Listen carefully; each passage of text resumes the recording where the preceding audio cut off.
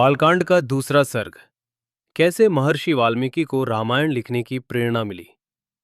एक शांत सुबह की बात है।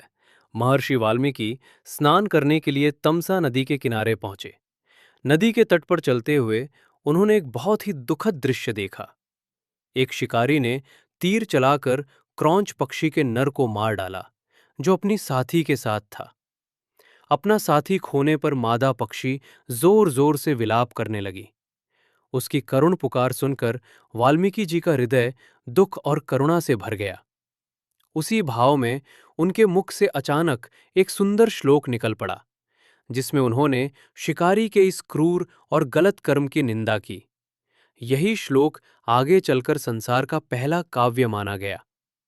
उसी समय सृष्टि के रचयिता भगवान ब्रह्मा वहां प्रकट हुए। वाल्मीकि जी ने श्रद्धा से उनका स्वागत किया और वंदना की। भगवान ब्रह्मा ने कहा, तुम्हारे मुख से निकला ये श्लोक साधारण नहीं है, ये सत्य और भावनाओं से भरा हुआ है। अब तुम देवर्षि नारद से सुनी हुई भगवान राम की कथा को इसी काव्य रूप में लिखो।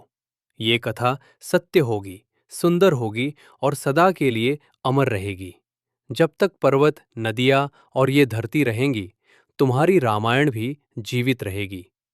ये दिव्य आशीर्वाद पाकर वाल्मीकि जी शांत मन से अपने आश्रम लौट आए। वे अपने शिष्यों के साथ बैठकर भगवान राम के जीवन पर गहन चिंतन करने लगे।